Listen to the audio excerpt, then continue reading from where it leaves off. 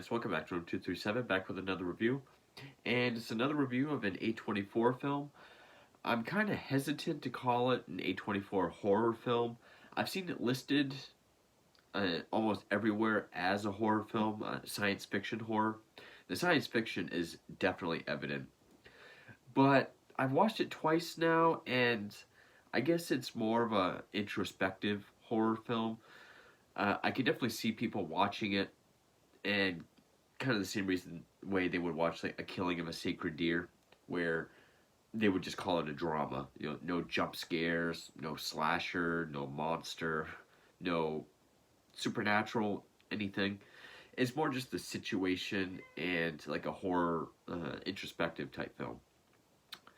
But it is very good. Of course, you follow my channel, you know I'm kind of doing a marathon of A24 films. More specifically, I'm doing all their horror films and then just whatever non-horror ones stick out to me because they are my favorite company for modern films. So, and this one's from 2018. My last review, the last A24 film I did was Good Time, starring Robert Pattinson. Favorite film of his, favorite performance of his. And this one he did the following year. And I actually watched this before Good Time, but I felt like I wasn't grasping it. I felt like there was more to it than I took away from the first time. So I wanted to watch it again and see what else I got out of it. And it's the very heavily science fiction, very sci-fi, but I guess science fiction horror film, High Life. Now this wasn't a film I was too familiar with before I saw it. I just thought it was another space movie, which it is very reminiscent of 2001 Space Odyssey. I'd probably say it's closer to that than any other space film. But that is a compliment. I mean, the scenes out in space, it's shot beautifully, the way there's no audio, everything sort of moves very slowly and gracefully. You just kind of get this feeling of nothingness in space, and I think this captures it very well. Directed by Claire Denis, Claire Denis, if I pronounce that correctly. She's a French filmmaker. This was her first English-speaking film, mainly because when she conceived the idea for it, in her mind, people spoke English in space. She didn't think French would work very well, so she ended up wanting to make an English-speaking film for that reason. It was written by her and Jean-Paul Fargo, if I pronounce that correctly, frequent collaborator of hers.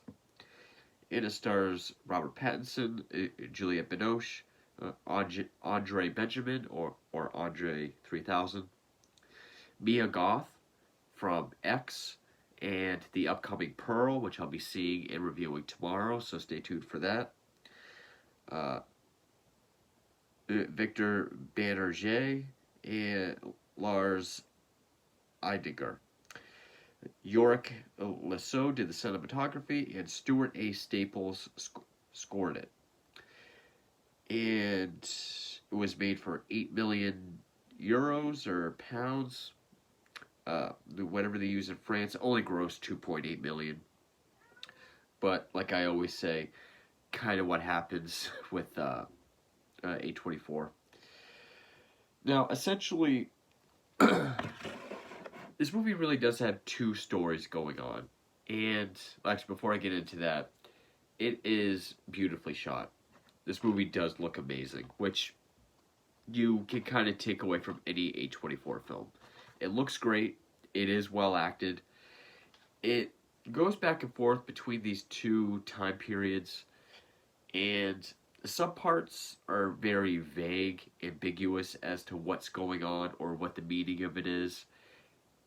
And then other scenes are very expository. In fact, there's even a scene where this professor is talking to a student on a train.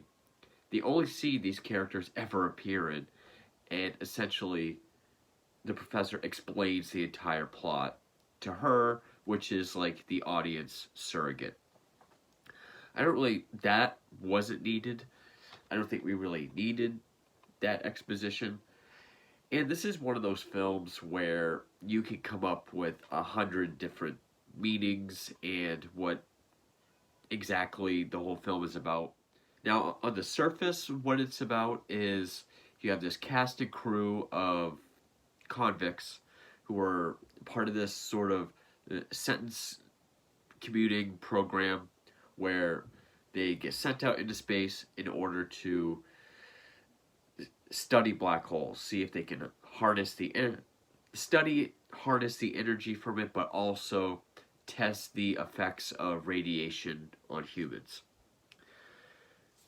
We go from that to Robert Pattinson and this baby, with all the crew dead. I mean, we see in the beginning of the film they're all dead except for him and this infant. And it's just him trying to survive with the very limited sources in this very dilapidated ship. And both of those are very good stories. Both of those are very interesting. But we're constantly cutting back and forth between the two. And I know the director, Claire Denis, said she wanted to open the film with just a man and a baby, where it's just bliss. Those two have each other. That's all they need. They're happy. No despair. But then, as the movie goes on, we reveal more despair and then flashbacks leading up to the despair. And I think they captured that very well. Because at the beginning of the film, he's outside. He's trying to fix something on the ship. He can hear the baby in his helmet. And again, the outside shots look fantastic.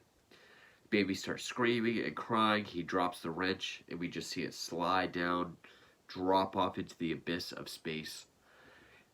And then that's kind of where we get the idea that something's not right. On top of just the ship falling apart, we see everyone else is dead. We get no context as to who they are. But then we get these flashbacks that really fills it in for us. And yeah, it's quite a depressing film. I think at its core, it's a film about humanity, human condition, the human experience, and humanity as a whole. What happens when your humanity is taken from you, or just when there is a revelation that I think we know as an audience, but the characters don't, about this mission. But I don't think it's quite revealed until just Robert Pattinson is left.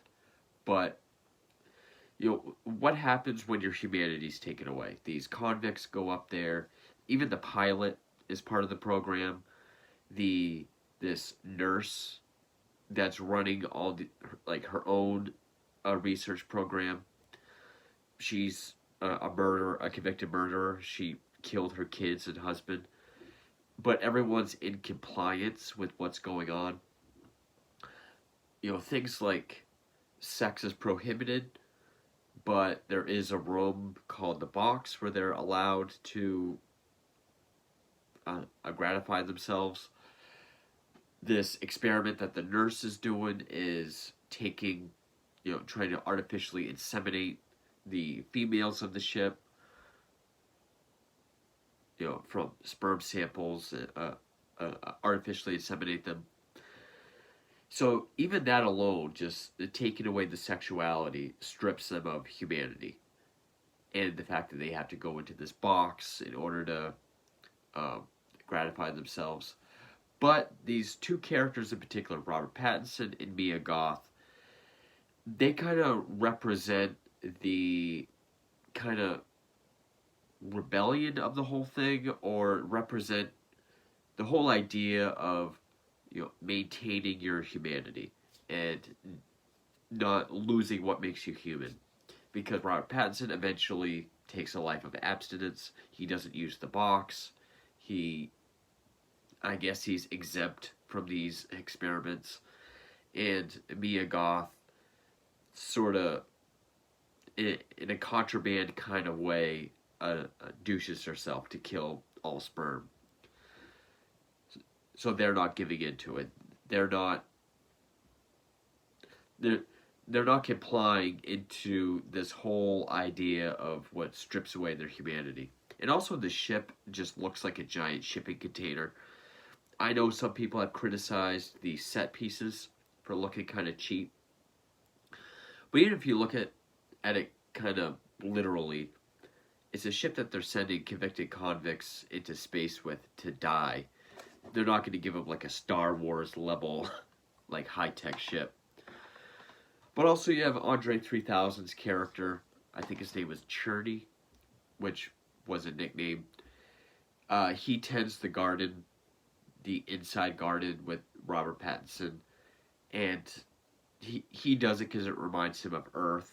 It's kind of the only real bit of life that's on the ship. It just to speak of the box, it's very David Lynchian.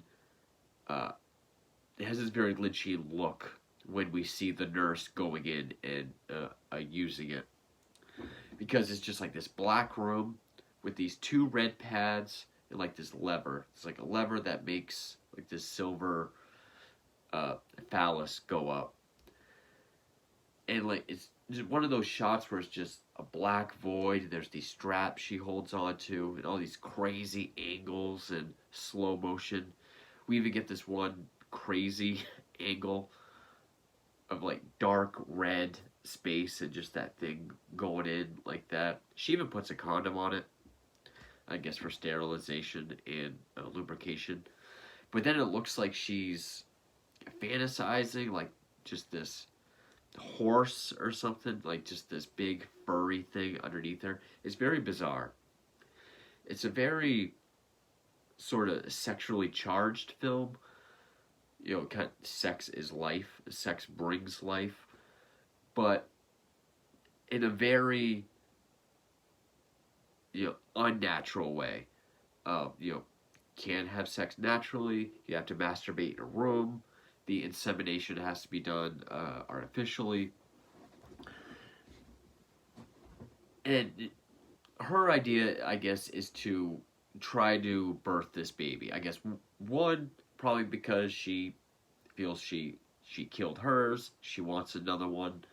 But also, I'm guessing part of the mission maybe she was given was to see the radiation effects on babies, on pregnancy, and also just if babies can be born and live in such harsh, almost uninhabitable conditions.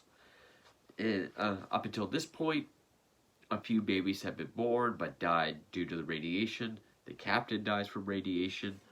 Which, one thing I did notice in how multiple babies are born is just how quickly it shows time goes by. Because even when the crew is still alive, I think it shows that they've been doing this for at least 4 years. They've been doing this for quite a while. There'll be a scene where they're talking about, oh, I'm pregnant again. Oh, we can't keep doing this. They keep dying of radiation. Next scene, baby's already born. So it does a good way of just showing how just time passes. It's almost the antithesis to a lot of what's in Ghost Story. Like when you get a lot like that, the pie eating scene in a Ghost Story that just goes on forever to show how slow time is. This one almost just shows just the passage of time through cuts, I guess. But eventually, the nurse is able to get his semen while he's asleep and inseminate Mia Goth while she's asleep, thus brings Willow, the baby that we see in the beginning of the film. And then essentially it's just, once everything falls apart, everyone's lost their humanity. We have suicides, we have murder, because also Andre 3000 and Mia Goth, well, I should have said that yet, but also just the suicides are another way of showing I choose my own fate. I as a human can choose my own fate. I'm not part of this predetermined uh, destiny that I've been put on just being part of this program. Which I can't really explain much more without getting into spoilers. So I guess I'll say spoilers here. But Robert Pattinson does give another great performance. I'd say it's very subdued, especially compared to something like A Good Time or The Batman. He's mostly kind of observant. He kind of just watches these things happen, but then when he's the only one left, we really see him kind of just he he does do a lot more. But he was still very fun to watch. I really like Andre 3000's character. I've never really listened to his music, but it did make me think how this is the second movie I've seen with a hip hop star in a A24 film, because we had Kid Cudi in X, although this came out first.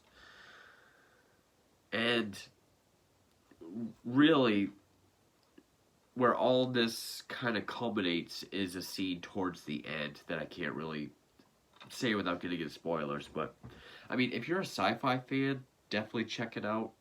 It's more reminiscent of 2001: Space Odyssey than anything, and it is one of those movies where just, the more you think about it, you'll just keep finding yourself thinking about it. Like I watched this for the first time a few nights ago, and I just kept thinking to myself, like, wow, it really makes you think about this, which leads into you thinking about that.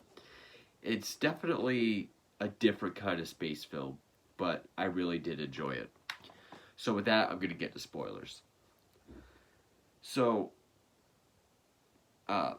after Willow is born, Mia Goth has just had enough.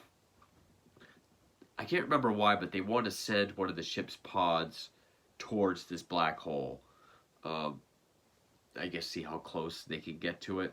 But Mia Goth kills her, hijacks the pod, just commits suicide by flying into it, which we get to see spaghettification, which was cool. I mean, we see her head explode, and we just see the ship just kind of go through spaghettification. Which the black hole scenes look very intense as well. I mean, the spectacle of space was done very well. I can't remember what they're called. I think they're called nebulas, all the crazy colors and clouds in space. Space looks great in this.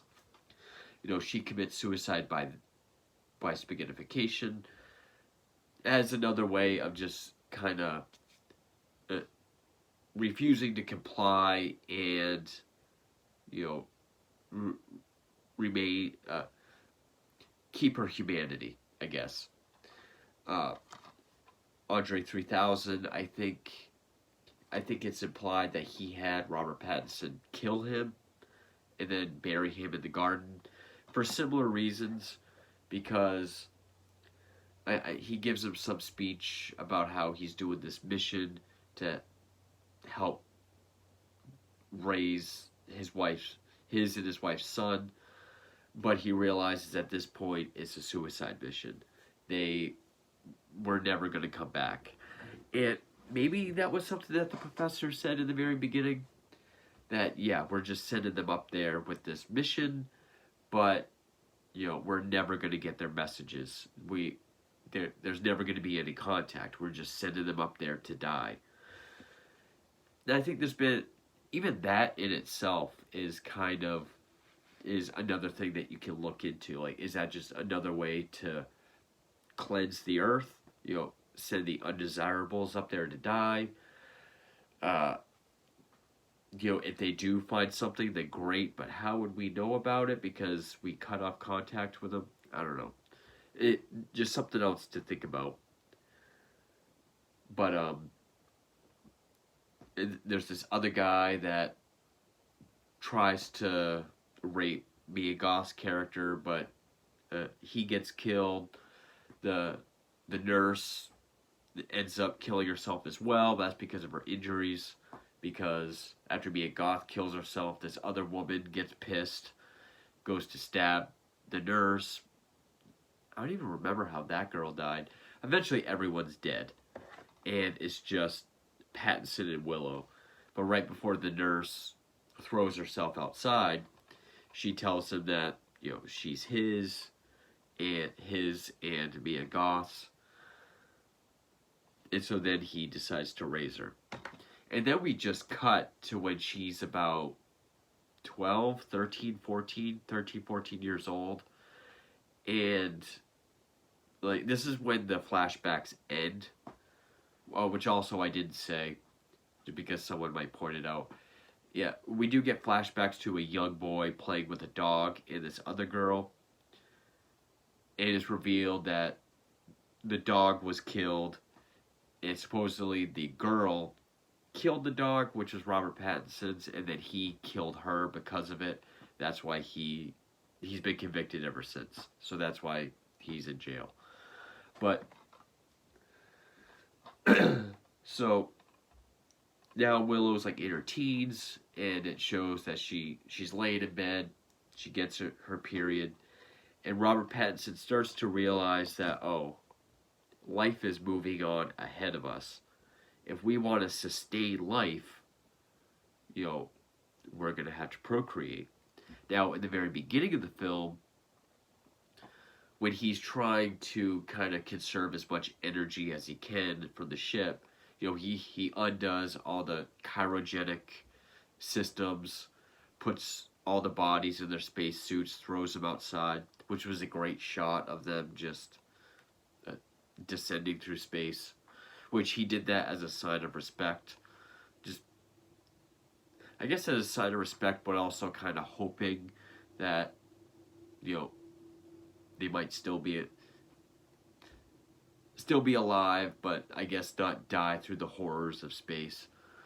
But he puts their suits on them, and I think he tried to drink out of the filtration system, because we see black water, gray water, white water.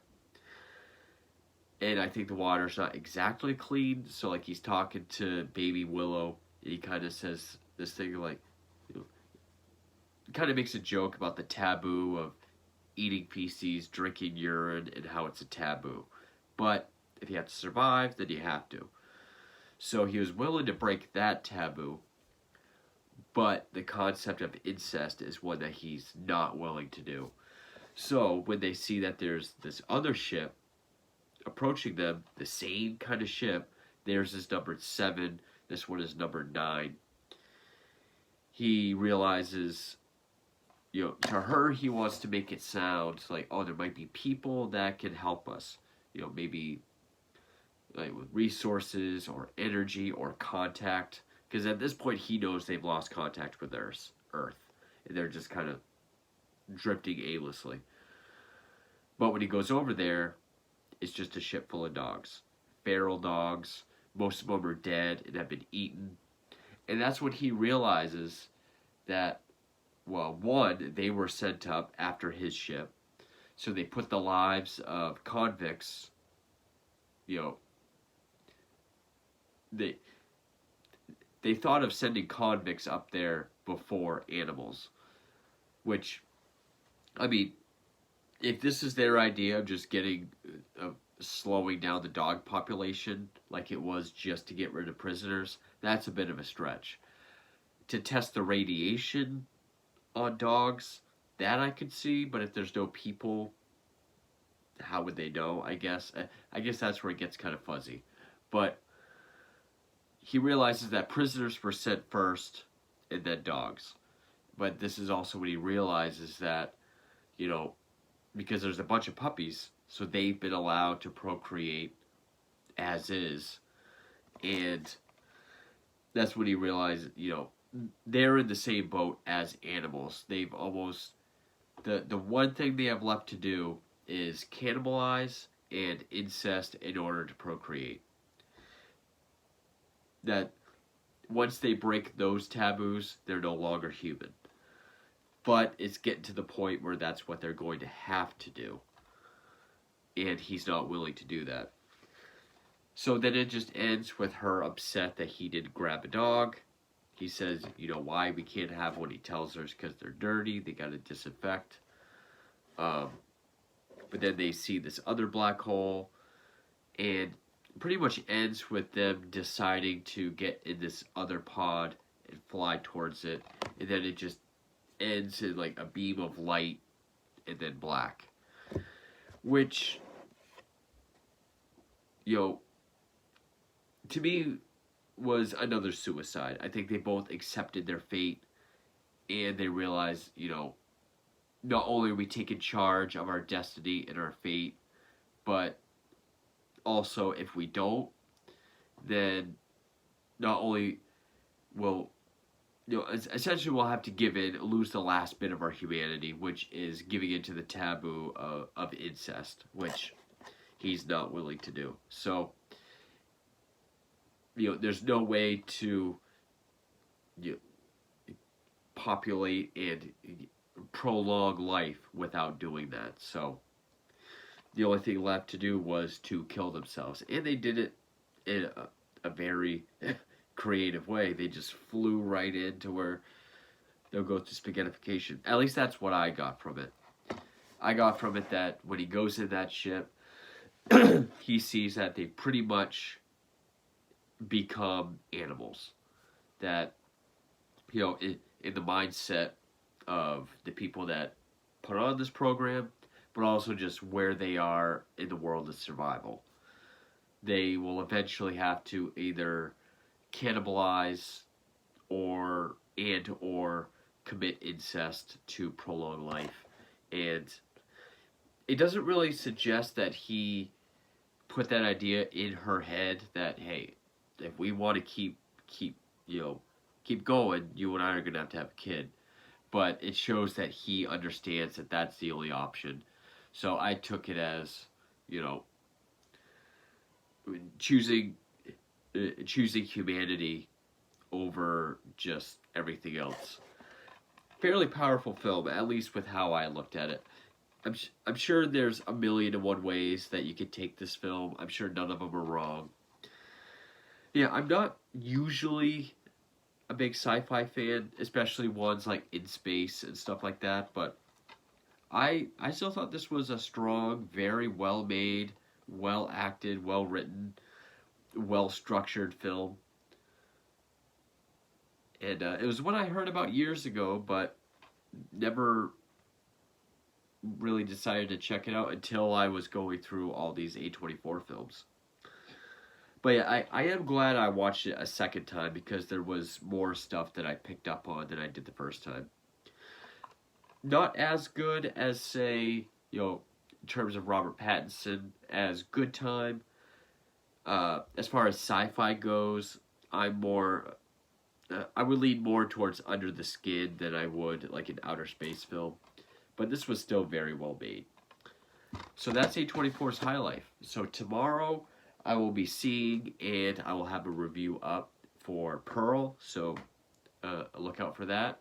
And I have a few more A24 films to get to, so look out for those as well, and thank you for watching.